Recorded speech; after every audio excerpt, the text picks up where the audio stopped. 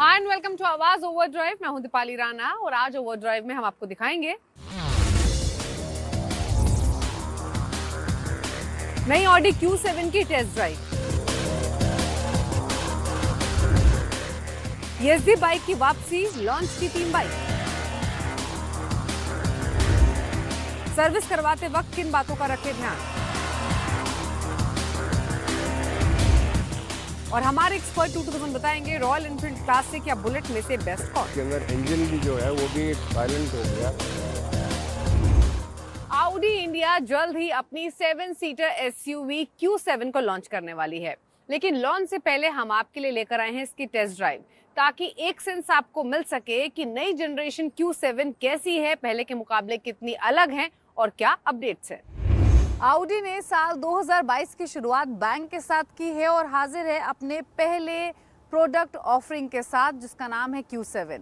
In fact Audi का अगर Indian portfolio आप देखेंगे तो Q7 अप्रैल 2020 से ही मिसिंग थी, जब BS6 एमिशन नॉर्म्स लागू हुए थे, और अब finally second generation Audi Q7 हाजिर है, जिसके एक्सटीरियर और इंटीरियर्स और साथ ही फीचर्स में काफी बदलाव किए गए हैं।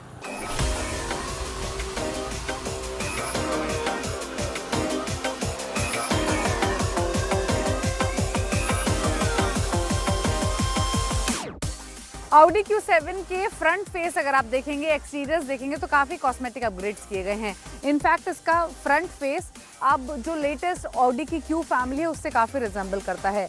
नई रीडिज़ाइन ग्रिल आपको मिल रही है, जिसमें आपको क्रोम फ्रेमिंग मिलेगी। इसी से लगे हुए मैट्रिक्स LED हेडलैम्प्स मिल रहे हैं। LED DRLs का भी एडिशन किया गया है, और साथ ही नीचे अगर आप ये एयर इनलेट्स देखेंगे तो ये भी इनका भी साइज़ बड़ा है। इसके अलावा क्वाट्रो का बैच आपको फ्रंट ग्रिल में मिल रहा है। बम्पर इसका रीडिज़ाइन किया गया है, तो हर एलिमेंट को टच किया गया है अपग्रेड्स के तौर पर। और अब इसकी डिज़ाइनिंग ऐसी की गई है फ्रंट से कि अगर आप पुरानी Q7 से कंपेयर करेंगे तो ये वाइडर दिखेगी। अगर आप साइड प्रोफाइल देखेंगे तो क्रोम का काफ़ी टच आपको मिलेगा। आपको रूफ पर भी क्रोम एलिमेंट मिलेगा, साथ ही डोर्स में भी क्रोम बार दी गई है। क्वाड्रो की बैचिंग आपको साइड प्रोफाइल में भी नजर आएगी। एक हाईलाइट जो साइड में है वो है इसके व्हील्स, जो कि अब 19 इंच के स्टार शेप्ड अलॉय व्हील्स है। अगर आप रेयर प्रोफाइल में जाएंगे तो वहां भी बम्पर हो या फिर टेल लाइट्स हो, उनको भी पुरानी Q7 के मुकाबले रीडेवलप किया गया है।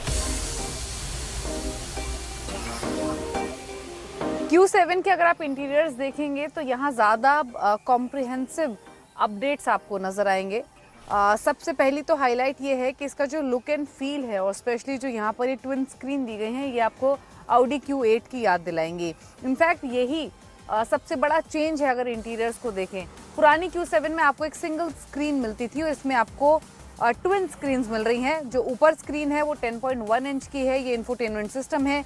नीचे दी हुई स्क्रीन ये बेसिकली क्लाइमेट कंट्रोल करती है, और ये स्क्रीन का साइज़ है 8.1 इंच का। इसके अलावा 12.1 इंच का आपको डिजिटल इंस्ट्रूमेंट क्लस्टर भी मिलेगा, जो कि ऑडी की वर्चुअल कॉकपिट का भी काम करता है। इसके अलावा अगर आप देखेंगे तो ओवरऑल आपको एक लग्जरी फीलिंग तो आएगी इसके इंटीरियर्स को देखकर, लेकिन बहुत ज़्यादा क्लटर्ड आपको इसका सेंट्रल कंसोल या फिर डैशबोर्ड नहीं नज़र आएगा। बहुत क्लीन इसके इंटीरियर्स रखे गए हैं। आपको ब्लैक पियानो, साथ ही एल्यूमिनियम और क्रोम, इनका इस्तेमाल काफ़ी दिखेगा ओवरऑल अगर आप इस लेआउट को देखेंगे।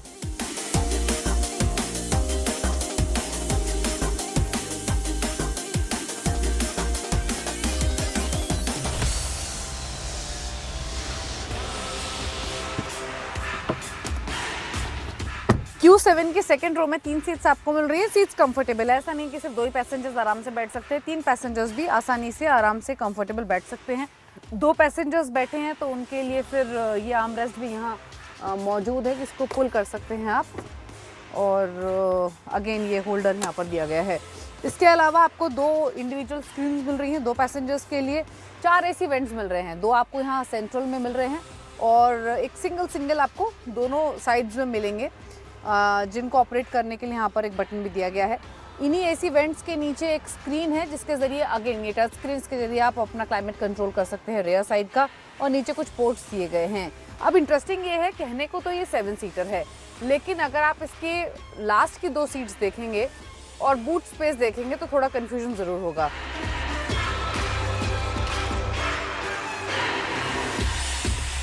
रेयर में चेंजेस क्या हैं वो तो हमने आपको पहले बता दिए हैं। अब इसका बूट देख लेते हैं एक बार। तो देखिए बूट आपको इसमें काफ़ी मिल रहा है, लेकिन ये तभी मिल रहा है जब हमारी जो थर्ड रो की सीट्स हैं वो फोल्डेड हैं।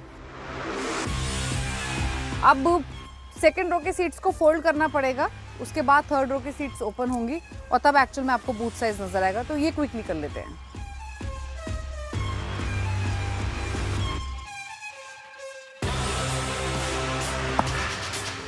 अब आप देखिए एक्चुअल में कितना बूट बचता है इस गाड़ी में जब आप थर्ड रो भी ओपन कर देते हैं। हालांकि थर्ड रो का जो साइज है देखने में वो ठीक लग रहा है, लेकिन स्पेस आपको उतना नहीं मिलेगा अगर आप सेकंड रो की सीट्स आगे कर लेंगे तो।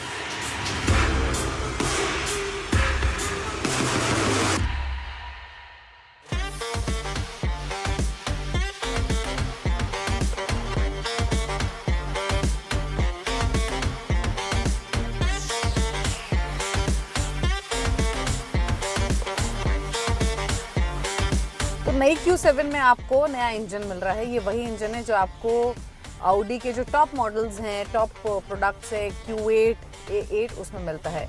यानी अब आपको इसमें 3000 सीसी का V6 पेट्रोल इंजन मिल रहा है जो 340 HP की पावर और 500 Nm का टॉर्क डिलीवर करता है। इस इंजन को पेयर किया गया है 8 स्पीड ऑटोमेटिक गियरबॉक्स के साथ ही ऑल व्हील ड्राइव यानी क्वाट्रो ड्राइव सिस्टम से तो ये लेस है ही। ये 0 to 100 किलोमीटर की स्पीड जो कि कंपनी के मुताबिक 5.9 सेकेंड्स में हासिल कर लेती है और 250 की इसकी टॉप स्पीड है।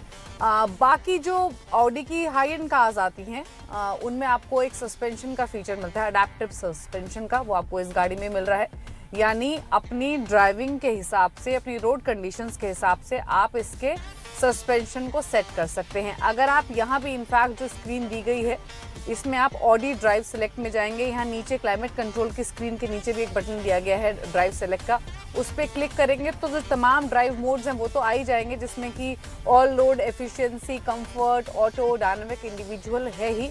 साथ ही आपको साइड में एक बटन मिलेगा रेस का, तो आप अपनी रोड कंडीशंस के हिसाब से इसके सस्पेंशन को ऊपर नीचे सेट कर सकते हैं।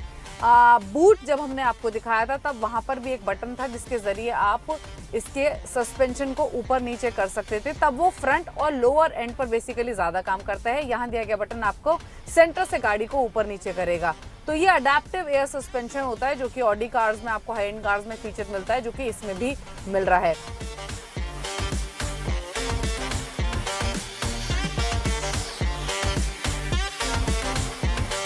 गियर्स इंजन के बीच का जो कोलैबोरेशन है वो सही है। आपको जो इनिशियल पिकअप होता है या फिर जो हाईवे पर स्पीड होती है वहाँ पे कोई लेगार्ड्स आपको फील नहीं होंगे। तो परफॉर्मेंस इस गाड़ी की सेटिस्फाइंग आपको महसूस होगी, फिर चाहे आप सिटी में ड्राइव करें या फिर आप हाईवेज पर इसको लेकर जाएं।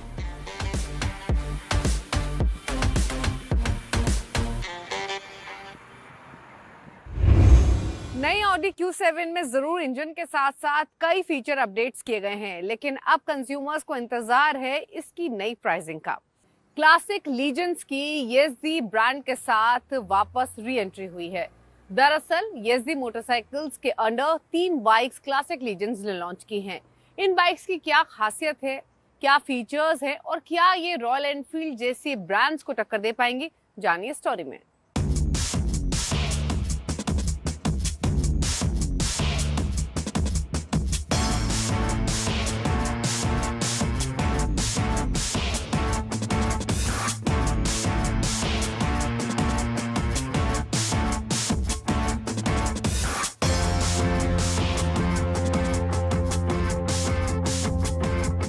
क्लासिक लेजेंड जावा के बाद जो दूसरी ब्रांड है, जी हाँ, एचडी को फिर से लेकर आ गई है। जी हाँ, कंपनी एचडी ब्रांड से 3 बाइक लॉन्च की है जो आपके सामने खड़ी है। जो पहली बाइक है रोडस्टर, जी हाँ, क्लासिक लुक वाली, और इसकी कीमत है 1,98,000 से 2,06,000 रुपया। जो यंग जनरेशन है जिनको स्प्लेंडर वाली बाइक चाहिए उनके लिए कंपनी लेकर आई है स्प्लेंडर, और इसकी कीमत है 2,04,000 से 2,06,000 रुपये। और जो तीसरी बाइक है, जी हाँ, जिनको एडवेंचर वाली बाइक चाहिए, जिनको थोड़ा सा एडवेंचर पसंद है, उनके लिए कंपनी लेकर आई है एचडी एडवेंचर, जो आपके सामने बाइक देख रहे हैं, इसकी कीमत है 2,09,000 से 2,18,000 रुपये। लेकिन जो आप एक्सेसरीज फिटमेंट देख रहे हैं, चाहे जेरिकेन हो चाहे पैनियर बैग हो, वो इस प्राइस में शामिल नहीं है। इसके लिए आपको अलग से कीमत चुकाने होंगे। लेकिन इन तीनों बाइक में इंजन कैपेसिटी कितनी है, पावर कितने हैं, इनमें फीचर्स क्या क्या हैं, साथ ही इसमें क्या एक्स्ट्रा और ऑर्डिनरी चीज़ दिया गया है जो आपको चाहिए। चलिए क्या करके जान लेते हैं इन तीनों बाइक की खासियत।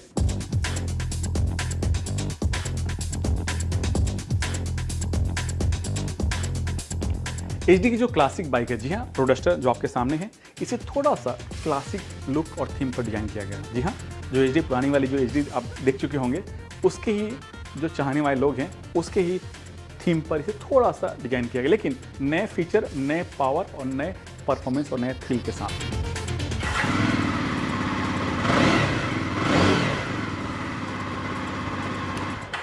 ये इसका फायरिंग एग्जॉस्ट है और जो इंजन की कैपेसिटी है 334 सीसी। जी हाँ, आप जो तीनों बाइक हैं, तीनों में ही इंजन कैपेसिटी सेम है, लेकिन पावर, टॉर्क और जो ट्यूनिंग है तीनों के अलग अलग हैं। तो बता दूं, इसका जो इंजन है, पावर है वो है 29.7 PS, टॉर्क 29 Nm टॉर्क मिलता है और इंजन आपको 6 स्पीड गियर के सहारे काम करता है और इसमें आपको स्लीपर असिस्ट क्लच भी दिया गया, इसीलिए इसका क्लच थोड़ा सा काफ़ी स्मूथ लग रहा है। और ये जो क्लच लीवर देख रहे हैं, इसे खुद एचडी ने ही डिज़ाइन किया, जो अपने आप में काफ़ी खूबसूरत है और डिफरेंट भी है। जो इसके फ्यूल टैंक है, जी हाँ, फ्यूल टैंक थोड़ा सा क्लासिक शेप में डिज़ाइन किया गया और उसकी जो कैपेसिटी है 12 लीटर, 12.5 लीटर, जी हाँ, 12.5 लीटर की कैपेसिटी है। सीट काफ़ी अच्छा है, ऐसे कुशनिंग भी अच्छी है।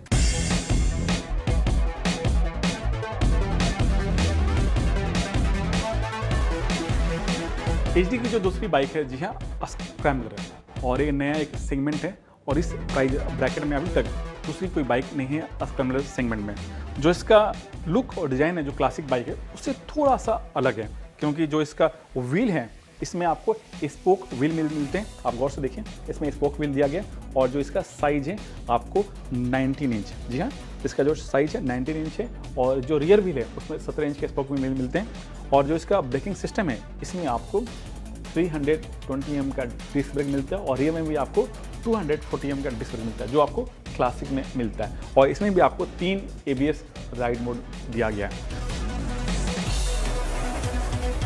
इंजन सीसी सेम है लेकिन पावर अलग है। इसमें 29.1 PS इसमें आपको पावर मिलता है और टॉर्क 28.2 Nm का टॉर्क इसमें मिलता है। लेकिन जो इंजन है आपको 6 स्पीड गियर के सहारे ही काम करता है। और जो इसका एग्जॉस्ट आप देखिए, इसमें आपको ड्यूल एग्जॉस्ट मिलता है, लेकिन जो इसका आउटपुट है वो सिंगल दिया गया है, जबकि रोडस्टर में आपको 2 आउटपुट मिलता है। इसके अंदर सिंगल आउटपुट दिया गया एग्जॉस्ट का, लेकिन बाहर आते थे इसको ट्विन रखा गया ताकि इसे थोड़ा सा क्लासिक लुक मिले। और जो इंजन का जो डिज़ाइन है वो भी थोड़ा सा डिफरेंट दिया गया है। आप पुराने जो आप एचडी अगर आप देख चुके होंगे उसकी तरह यहाँ पर आप देख रहे हैं लाइन दिया गया है और जो इसका भी डिज़ाइन थोड़ा सा डिफरेंट है।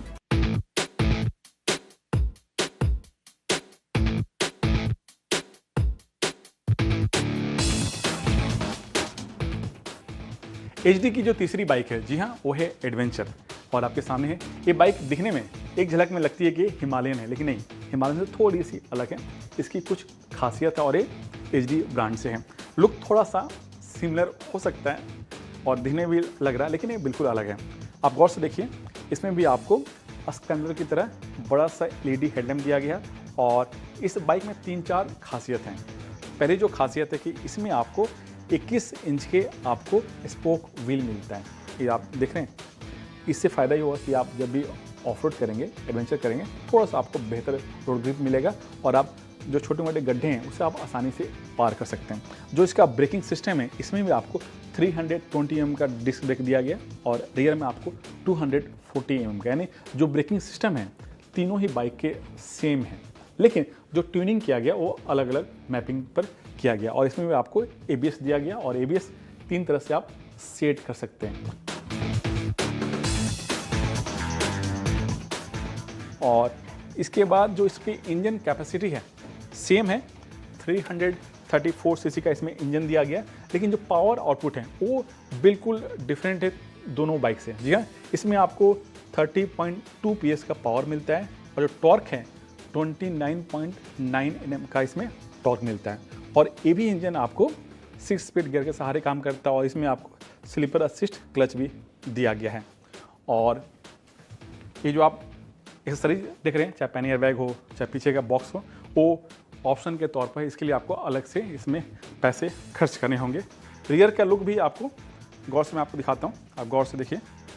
इससे भी थोड़ा सा आपको जो हिमालयन बाइक है उसे सिमिलर रखा गया है। और जो इसके टायर हैं 17 इंच के हैं और ये काफ़ी वाइडर है, 130 और 80 का इसमें एस्पेक्ट रेशियो दिया गया है। और जो इसके नोबी टायर होते हैं उस तरह से इसमें पैटर्न दिया गया ताकि आप इसे आसान से ऑफ रोड इसे चला सकते हैं।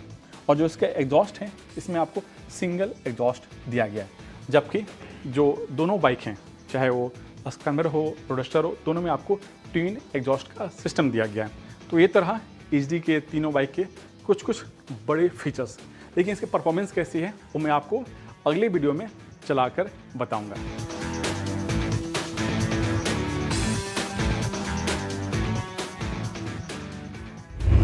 जब भी हमारी गाड़ी सर्विस के लिए जाती है तब कई बातें होती हैं जिनका ख्याल रखना बहुत जरूरी है। तो गाड़ी सर्विस करवाते वक्त किन बातों का रखें ख्याल, जानने के लिए देखिए टिप ऑफ द वीक। गाड़ी सर्विस करवाते वक्त इंजन ऑयल के साथ ऑयल फिल्टर को भी बदलवाएं। कई बार इंजन ऑयल तो चेंज होता है लेकिन ऑयल फिल्टर बदला नहीं जाता। ऐसे में कचरे के पार्टिकल्स फिल्टर में रह जाते हैं जो इंजन को नुकसान पहुंचा सकते हैं। कार सर्विस के दौरान कूलेंट भी चेक करवा लें। ये जांच करवाएं कि कूलेंट की मात्रा कम ना हो गई हो या उसकी क्वालिटी खराब तो नहीं हो गई। लंबे वक्त बाद कूलेंट खराब हो जाता है।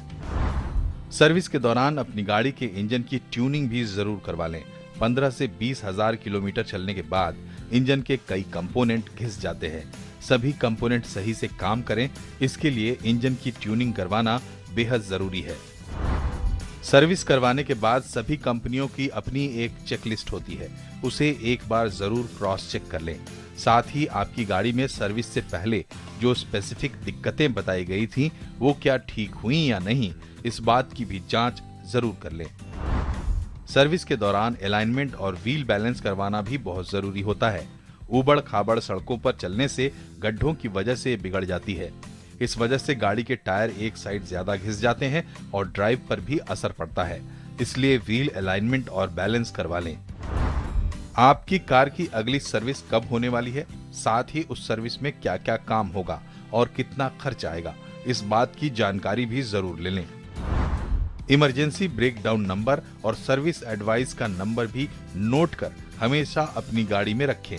रास्ते में चलते वक्त कभी ब्रेकडाउन हो जाए या कुछ दिक्कत आ जाए तो ये आपके बहुत काम आएंगे। ब्रेक के बाद आपका स्वागत है। आप देख रहे हैं आवाज ओवरड्राइव और अब वक्त हुआ है उन सभी क्वेश्चंस को शामिल करने का जो आप आवाज ओवरड्राइव के फेसबुक पेज पर भेजते हैं। हमेशा की तरह आपकी सभी क्वेरीज को आंसर करने के लिए मशहूर ऑटो एक्सपर्ट टूटू धवन हमारे साथ मौजूद हैं। टूटू जी, स्वागत है आपका। जो पहला क्वेश्चन में भेजा है वो हितेश कनाखरा ने भेजा है। ये एक बाइक खरीदना चाहते हैं, रॉयल एनफील्ड की गाड़ियां इनको पसंद है लेकिन इन्होंने चुनी है बुलेट या फिर क्लासिक। जानना चाहते हैं दोनों में फर्क क्या है और दोनों में से बेस्ट कौन है। हितेश जी, मैं आपको रिकमेंड करूंगा रॉयल एनफील्ड की क्लासिक लेने के लिए, प्राइमरीली बिकॉज इसके अंदर सारी नई टेक्नोलॉजी लेके आए हैं, इंक्लूडिंग जो इंजन है वो भी नई जनरेशन का इंजन है। तो इनका जो पुराना एक विंटेज इंजन चला आ रहा था आज से 40-50 साल से, वो अब चेंज करके उन्होंने अब नया बना दिया है। एंड 350 सीसी के साथ 20 bhp निकालती है। 35 से 40 किलोमीटर का फ्यूल एवरेज का दावा है जो इनका शुरू से ही रहा है और अभी भी उतना ही है। और साथ साथ इस क्लासिक के अंदर तो नया फ्रेम है और बहुत उसके आपको कलर कॉम्बिनेशन मिलते हैं जिसके साथ आप पुरानी सिस्टम के साथ भी उसको मैच कर सकते हैं। They look very nice combination. और 184 लाख का शुरू होती है एंड 215 की टॉप मॉडल में आपको मिलेगी। अगला सवाल भारती बरीक ने भेजा है। ये होंडा एक्टिवा 125 सीसी और हीरो मैस्ट्रो 125 सीसी दोनों के बीच कंफ्यूज है। जानना चाहती हैं कि बेस्ट माइलेज दोनों में से किस स्कूटर में है। एक्टिवा की मेटेलिक बॉडी है, मैस्ट्रो की फाइबर बॉडी है, लेकिन बेस्ट कौन सी रहेगी अगर इनको डेली यूसेज के लिए स्कूटी चाहिए तो। भारती जी, विदाउट अ डाउट आप एक्टिवा लीजिए।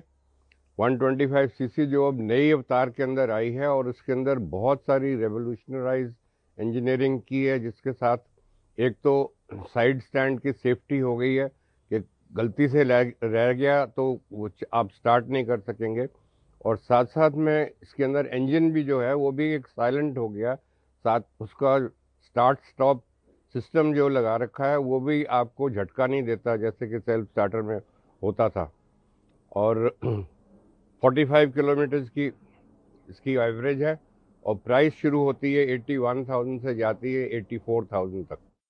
तो उम्मीद करते हैं आपको अपने सभी सवालों के जवाब मिल गए होंगे। अगर आपके पास भी ऑटो से जुड़ा हुआ कोई क्वेश्चन है तो आप आवाज ओवरड्राइव के फेसबुक पेज पर जाकर अपने सवाल हमें भेज सकते हैं। इसी के साथ इज द टाइम टू से गुड बाय, लेकिन हाँ, घर पे रहिए, सुरक्षित रहिए, बाहर निकले तो मास्क का यूज जरूर कीजिए। नमस्कार।